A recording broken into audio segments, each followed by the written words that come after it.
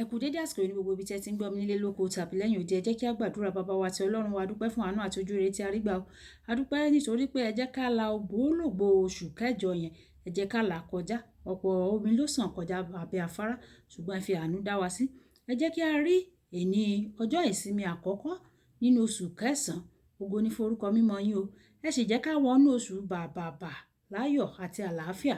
A sì gbàdúrà wípé bí a ti wọnú oṣù bàbàbà yìí, ibi kò ní bà sílé wa, ìdààmú kò ní bà sílé wa, ire, ayọ̀, ìbùkún, àìkú baálẹ̀ ọrọ̀ ni yóò máa bà sílé gbogbo wa ní orúkọ Jésù. Ọ̀rọ̀ náà tí a gbọ́ lè ní yóò ṣe ọkàn àti ara wa ní rere, kò ní lòdì sí wa ní ọjọ́ ìdájọ́, nítorí tí a gbàdúrà ní orúkọ Jésù Olúwa wa. Àmín, àmín ní orúkọ Jésù.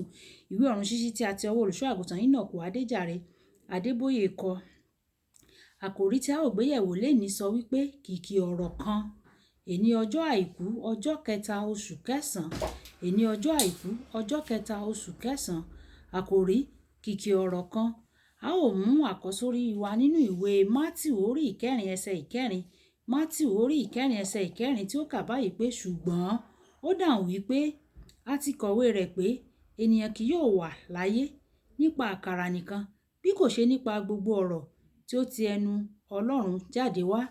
A ó mú bíbélì kíkà wa ti èní nínú ìwé Hébérù orí ìkẹrin ẹsẹ̀ ìkejìlá. Ìwé Hébérù orí ìkẹrin ẹsẹ̀ ìkejìlá tí ó kà báyìí pé nítorí ọ̀rọ̀ Ọlọ́run yè, ó sì ní agbára, ó sì mú ju idàkídà olójú méjì lọ, ó sì ń gúnni àní títí dé pínpín ọkàn àti ẹ̀mí níyà àti oríkèé àti ọ̀rá inú egungun. Ó sì ní òun sì ní olùmọ̀ èrò inú àti ète ọkàn. Kí Olúwa kó bùkún kíkà àti gbígbọ́ ọ̀rọ̀ rẹ̀ wáyé. Ẹ jẹ́ ká tẹ́tí bẹ̀lẹ̀ jẹ́ láti gbọ́ ohun tí olùṣọ́ àgùntàn ní fún wa ní èní ọjọ́ àìkú.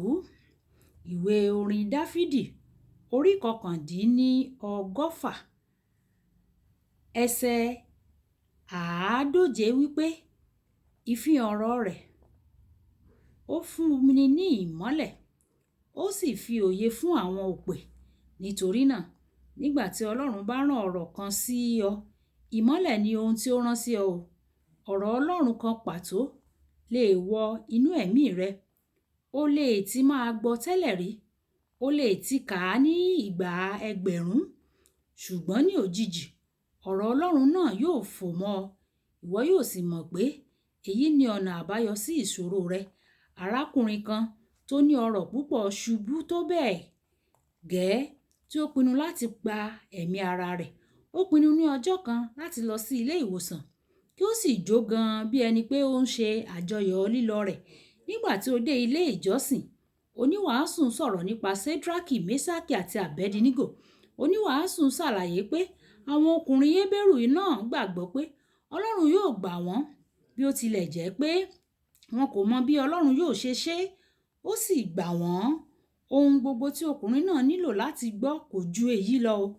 Ó sì rò nínú ara rẹ̀ pé ọ̀rọ̀ mi burú jáì. Mi ò rí bí ó ṣe fẹ́ dára, ṣùgbọ́n mi ò ní láti mọ ọ̀nà tí yóò gbà dára.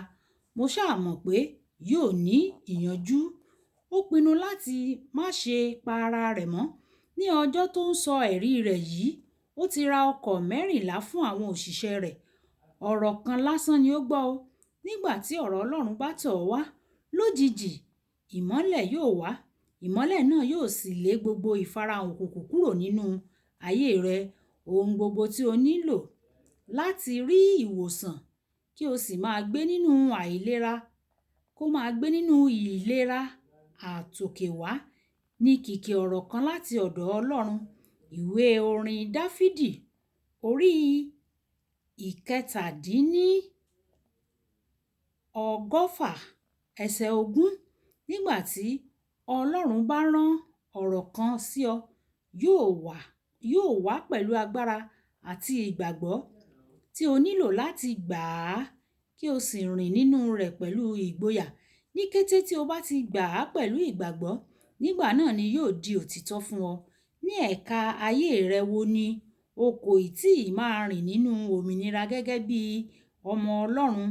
O ní láti bi Ọlọ́run pé kí ó rán ọ̀rọ̀ rẹ̀ kí ó lọ lórí ẹ̀ka náà ní ibikíbi nínú ayé rẹ tí o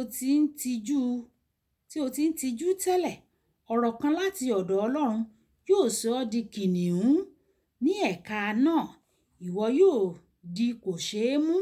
Ìdí nìyí tí o kò fi gbọ́dọ̀ pàdánù àwọn àkókò ìdákẹ́jẹ́ rẹ ní òwúrọ̀ kùtùkùtù àti ìpéjọpọ̀ àwọn ará. O kò lè sọ ìgbà tí Ọlọ́run yóò sọ ọ́ di òmìnira títí láé. Kókó àdúrà: Baba, rán ọ̀rọ̀ rẹ sí mi. Rán ọ̀rọ̀ rẹ tí yóò yí ayé mi padà títí láé sí mi lónìí ní orúkọ Jésù. Baba yóò rán ọ̀rọ̀ rẹ̀ sí wa lénìí, yóò sì yí ayé wa padà sí rere ní orúkọ Jésù. Kì í dùn kó pọ̀, ṣókí lọ́bẹ̀ oge. Olúwàbùkọ́lá aya kó ní orúkọ ọ̀run sí ti èní. Nígbà tí a ó máa pàdé ní ọ̀la, a kú iṣẹ́ ìsìn ọjọ́ ìsinmi ti èní. Ó dàbọ̀.